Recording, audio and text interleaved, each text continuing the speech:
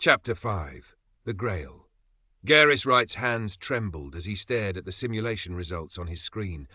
3 years of work, millions in research funding, and countless sleepless nights had led to this moment. The clean energy prototype, what Arthur had privately dubbed the Grail, wasn't just working. It was exceeding their most optimistic projections by factors that defied conventional physics. "That can't be right," he muttered, running his fingers through already dishevelled hair. The energy output should be decreasing over time, not stabilizing. He glanced at the actual prototype secured behind glass in the adjacent lab. The device was deceptively simple in appearance, a polished metal cylinder about the size of a coffee can, with a crystalline core visible through a small viewing port. According to every known law of thermodynamics, it should have exhausted its initial energy input hours ago. Instead, it continued to generate power at a steady rate, as if it were drawing energy from some unseen source.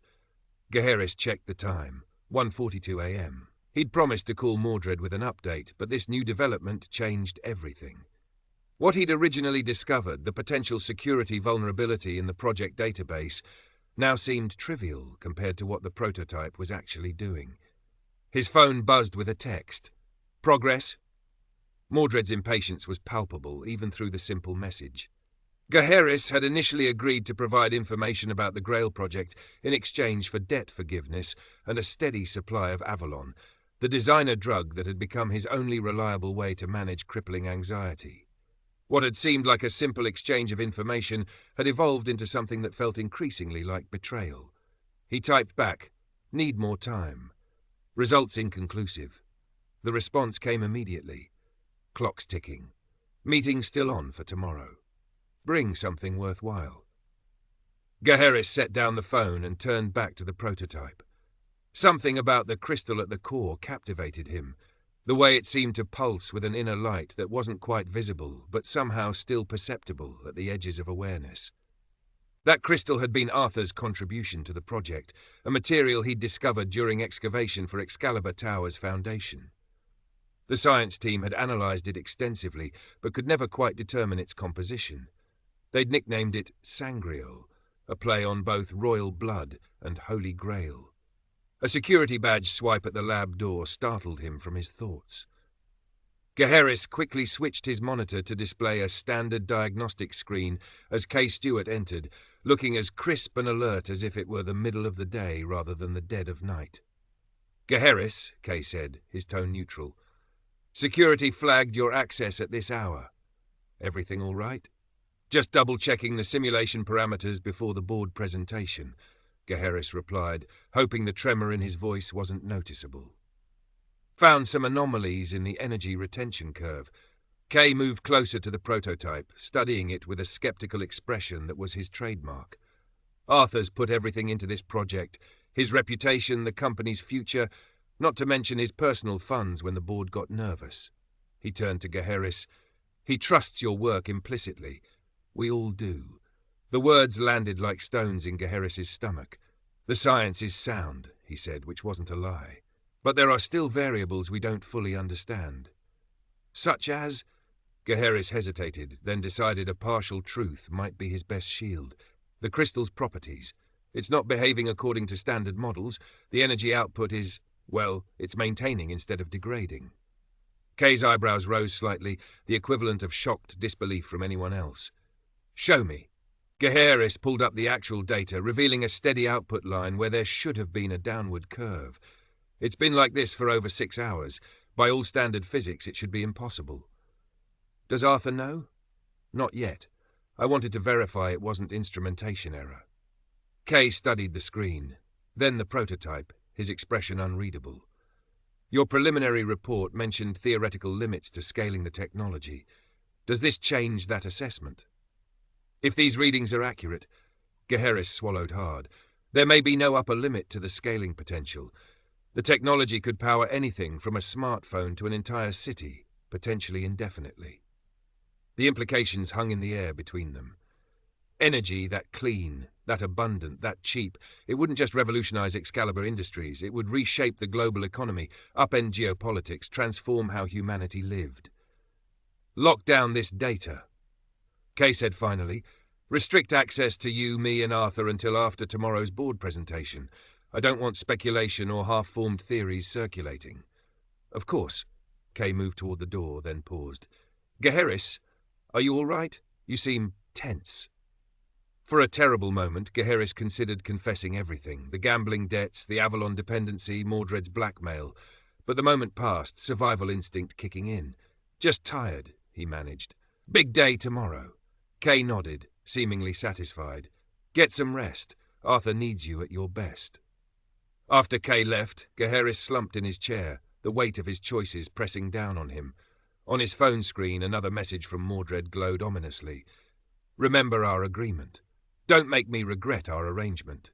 With shaking hands, Gaheris reached into his desk drawer and removed a small case containing a syringe and vial of amber liquid. The pharmaceutical-grade Avalon that Mordred supplied was cleaner than the street version Merlin used, more precise in its effects, less physically damaging. One dose would calm his nerves, sharpen his focus, get him through the next critical hours.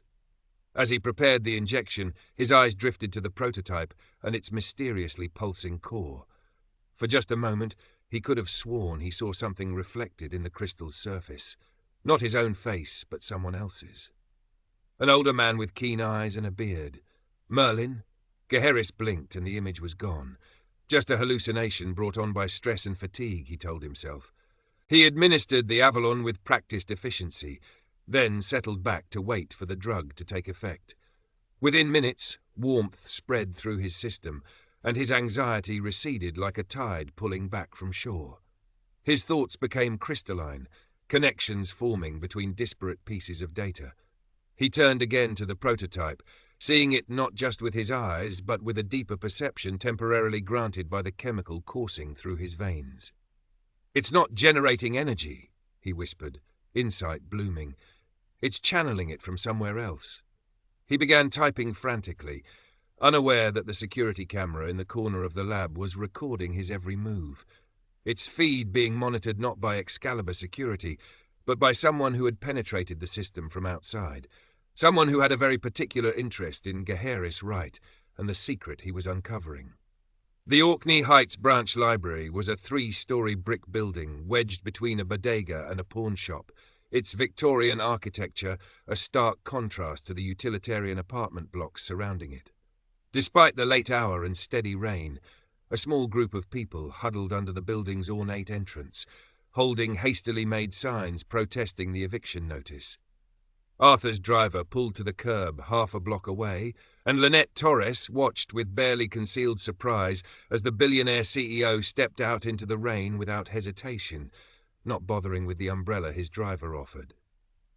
Most of the residents are elderly, she explained as they approached the building. They've lived in the apartments above the library for decades.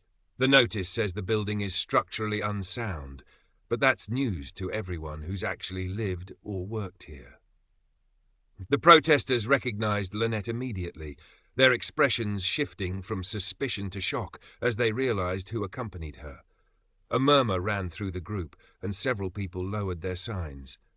Mr. Pendragon, an elderly woman said, stepping forward. Her steel-grey hair was damp from the rain, but her posture remained proudly straight. I'm Martha Ector. I've lived in this building for 42 years. My late husband was the librarian here for 30. Arthur shook her offered hand. Mrs. Ector, I apologize for this situation. There appears to be a serious miscommunication within my company. Miscommunication? A younger man pushed forward, his face tight with anger. Or is this what corporations always do? Make grand promises publicly while the fine print tells a different story? Lynette warned, but Arthur raised a hand. No, he's right to be skeptical. Arthur turned to address the entire group. The Round Table Initiative is meant to revitalize neighborhoods like Orkney Heights through community partnership, not displacement. This eviction notice goes against everything the project stands for. He pulled out his phone and made a call, his voice carrying clearly in the night air. Kay, it's Arthur. I need you to issue an immediate stop work order for the Orkney Heights Library site. Yes, now. Cancel any demolition permits. Revoke the eviction notices. I'm on site personally. No, we're going to handle this differently. I want a structural assessment team here tomorrow morning, and I want the residents involved in every step of the process." As he continued giving specific instructions, the tension among the protesters visibly eased. Martha Ector nodded in satisfaction, while others exchanged cautiously hopeful glances. When Arthur finished the call, he addressed the group again. "I give you my word that no one will be forced from their homes. If repairs are needed to the building, we'll arrange temporary accommodations and guaranteed right of return. The library itself will be preserved and expanded as originally promised." "Fine words," the skeptical man, Tom, said, "but we've heard promises before, which is why I'm not asking you to take my word for it." Arthur handed his business card to Martha. "I'm appointing you and Miss Torres as community representatives with direct access to me and my team. Every decision about this building goes through you first." Martha examined the card, then looked up at Arthur with shrewd eyes that had seen decades of neighborhood struggles. "My Bobby always said you can measure a man by whether he looks you in the eye when making a promise. You passed that test, Mr. Pendragon, but time will tell if your company follows your lead." The rain began falling harder, prompting Arthur to suggest continuing the conversation indoors. Martha led them into the library itself, a warm, long, wood-panelled space that smelled of old books and furniture polish. Despite being closed for the day, lights had been left on for the impromptu community meeting that had formed in response to the eviction notices. As residents shared their stories and concerns, Arthur found himself struck by the deep connection these people felt to this place, not just to the physical building, but to the community it represented. This was exactly what the Round Table Initiative was meant to preserve and strengthen, not destroy. While Arthur spoke with a group of residents about their specific concerns, Lynette found herself watching him with conflicted feelings. She had expected corporate double talk and empty promises, the standard responses she'd encountered in her years of community organizing. Instead, she was witnessing what appeared to be genuine commitment, a leader personally intervening to correct a wrong. "Surprised?" Martha asked, coming to stand beside her. "Cautiously optimistic," Lynette replied. "I've learned not to get my hopes up when it comes to development projects." Martha nodded toward Arthur, who was kneeling to speak at eye level with an elderly man in a wheelchair. "My Bobby was a good judge of character. He used to say there were two types of powerful people: those who want power to control others, and those who want power to protect others. That one," she said, indicating Arthur, "might actually be the second kind." Before Lynette could respond, her phone vibrated with a text from a number she didn't recognize. "Be careful who you trust. Not everyone at Excalibur shares Pendragon's vision. Meet me tomorrow, 10 a.m., Dinnerdan's Cafe." She frowned at the message, wondering who could have sent it and how they knew she was with Arthur. A glance through the library's front windows revealed nothing unusual, just rain-slicked streets and the dim shapes of parked cars. Across the room, Arthur was wrapping up his impromptu community meeting, exchanging contact information with key residents and making specific commitments with clear timelines. As he made his way back to Lynette, his phone rang. "Gwen," he said, answering immediately, his expression shifting to one of contrition. "I'm so sorry about dinner. There was a situation with—" He stopped, listening intently, his face growing serious. "When? Are you certain?" "Yes, I understand. I'll be there as soon as I can." He ended the call and turned to Lynette. "I have to go. There's been a development that requires my attention."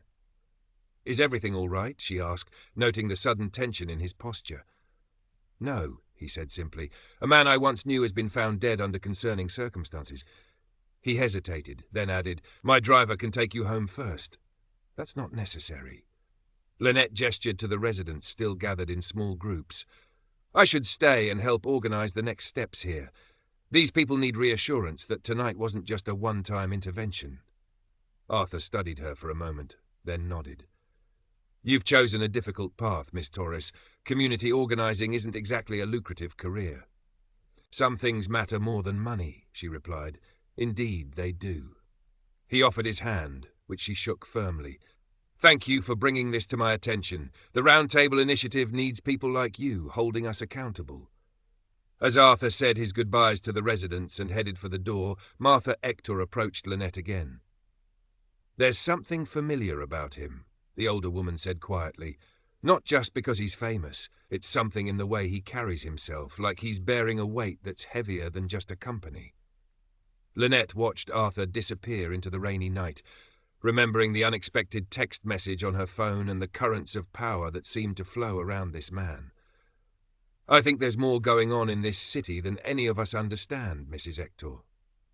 Always has been, child. Martha patted her arm with a weathered hand. Always has been. Commissioner Lance Dulac stood beneath the police department's umbrella, water streaming off its edges as he watched the medical examiner's team load Merlin's body into the van. The rain had finally stopped, but water still dripped from the warehouse eaves, creating a rhythmic backdrop to the somber proceedings. "We're keeping this quiet for now," he told Detective Bors, who stood beside him. "No press release until we have more information." "Sir, with all due respect, this is Emrys Ambrose. His connection to Arthur Pendragon makes this news regardless of how we handle it. Which is precisely why we need to proceed carefully." Lance's gaze shifted to Percy Walker, who was supervising the collection of Merlin's papers and notebooks. The rookie detective had shown good instincts tonight, securing the scene efficiently despite its high-profile nature. "What's your read on the situation, Walker?" Percy straightened, surprised at being directly addressed by the commissioner. "Sir, the victim's living conditions suggest he'd been using this location as a base for some time. The organization of his materials indicates methodical thinking despite his reported mental health issues. And the drawings." He hesitated. "Go on," Lance encouraged. "They're too precise to be random hallucinations. Whether or not his predictions about Excalibur Tower are credible, he believed them enough to document extensively. And something, or someone, made him feel threatened enough that he was hiding here rather than seeking more comfortable shelter." Lance nodded thoughtfully. "Continue working with Rivera. I want a complete inventory of everything found here, and I want you both to personally review all of Ambrose's writings." "Yes, sir," both detectives responded. As the ME's van pulled away, Lance's phone rang. The caller ID showed Mayor Penn's office. "Gwen," he answered, moving away from the others for privacy. "Is it true?" Her voice was tightly controlled, but he could hear the strain beneath it. "Merlin is dead?" "Yes, I was about to call Arthur." Lance glanced back at the warehouse. "How did you hear?" "I have sources in the department." Her tone made it clear she wouldn't elaborate. "Lance, there's something you need to know. Merlin came to see me at the fundraiser last night." Lance tensed. What did he want? To warn me. He gave me an envelope for Arthur. Her voice dropped lower. "I haven't opened it." "Where are you now?" "At home. Arthur cancelled our anniversary dinner. Some emergency with the Round Table project. I'm waiting for him to return." Lance rubbed his temple, feeling the beginnings of a headache. "Gwen, perhaps it would be better if I came to collect the envelope, as evidence." A long pause followed. Is this Lance the Commissioner speaking, or Lance my friend? The question hit with precision accuracy. "Both," he admitted. "We need to handle this properly." "I'll give it to Arthur when he arrives," she said firmly. "If he chooses to share it with the department afterward, that's his decision." Lance knew better than to argue. "I understand. But Gwen, be careful. Whoever killed Merlin might be interested in whatever information he was sharing." "You think I might be in danger?" A note of alarm crept into her voice. "I think until we know why Merlin was killed, everyone connected to him should exercise caution." Lance made a quick decision. "I'm sending a patrol car to monitor your residence tonight, just as a precaution." "Thank you," she said softly, the formal wall between them momentarily lowered. "Lance, be careful yourself." After ending the call, Lance stood motionless for a moment, watching his officers work the crime scene. The conversation had left him unsettled, not just by the situation, but by the familiar pattern he and Gwen seemed unable to break, the constant tension between professional boundaries and personal connection. He was about to return to the warehouse when a text message arrived from a blocked number. "The lady waits at the lake. Avalon rises while Camelot falls. Find the teacher before the witch does." Lance stared at the cryptic message, a chill running down his spine despite the mild night. There was no signature, but the style was unmistakable. This had come from Merlin, either sent before his death or scheduled to deliver afterward. As he looked up from his phone, Lance caught sight of a figure watching from across the street.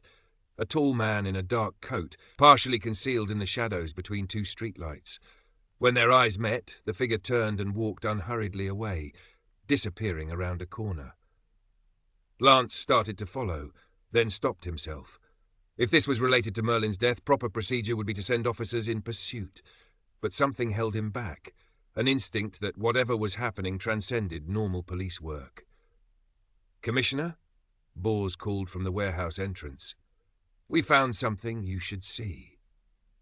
Lance cast one last look toward where the figure had vanished, then turned back to his duties. The cryptic message could wait. For now, there was a more immediate mystery to solve. The death of a man who had once been among Camelotropolis' most brilliant minds, and who might have taken vital secrets with him to the grave. Or perhaps not, he thought, remembering Gwen's mention of an envelope. Perhaps Merlin had found a way to speak from beyond death after all. In her penthouse apartment, atop the Astolat Grand Hotel, Morgan Fay sipped herbal tea and watched the city through floor-to-ceiling windows. From this height, Camelotropolis spread before her like a glittering tapestry, its lights tracing patterns that most would see as random, but which she had learned to read over decades of patient observation. Tonight, those patterns were shifting. Something fundamental was changing in the city's energy. Her meditation was interrupted by the secure phone line reserved for her most sensitive communications. Only 5 people had this number. "Yes," she answered. "It's done," Saxon's voice reported.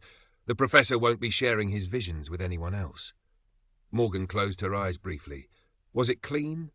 Professional, staged to look like a robbery gone wrong. But there's a complication. Dulac is personally overseeing the investigation, and they're being very thorough with the evidence collection. The notebooks? Still in police custody. We weren't able to secure them before the first responders arrived. Morgan set down her teacup with deliberate care.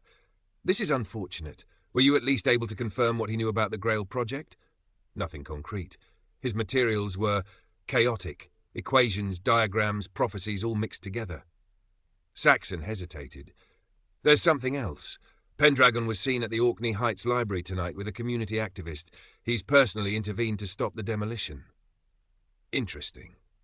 Morgan walked to a sleek console table and opened a hidden panel, revealing a detailed map of Camelotropolis marked with coloured pins. She moved one from the Orkney Heights area to a different position. The library sits at a critical junction. Arthur's intervention is inconvenient but not unexpected. His sentimentality remains his greatest weakness. "What are your orders?" "Continue monitoring police communications. I want to know immediately if they discover anything significant in Merlin's materials." She paused, considering, "and have Mordred accelerate his timeline with the Gaheris situation. If Arthur is personally involving himself in the Round Table Initiative, we need to move on the Grail technology before he can present it to the board." "Understood." After ending the call, Morgan returned to the window. Rain clouds had cleared, revealing a star-filled sky above the city lights. She pressed her palm against the cool glass, feeling the subtle vibrations of the metropolis, the traffic, the electrical grid, the millions of lives intersecting in patterns too complex for most to comprehend. But Morgan Fay was not most people. She had spent a lifetime studying those patterns, learning to manipulate them, positioning herself at key nexus points. Where others saw coincidence, she recognized design. Where others acted on impulse, she moved with purpose. "Oh, Merlin," she murmured to the empty room, "you thought you were the only one who could see the wheel turning. But I've always been watching too."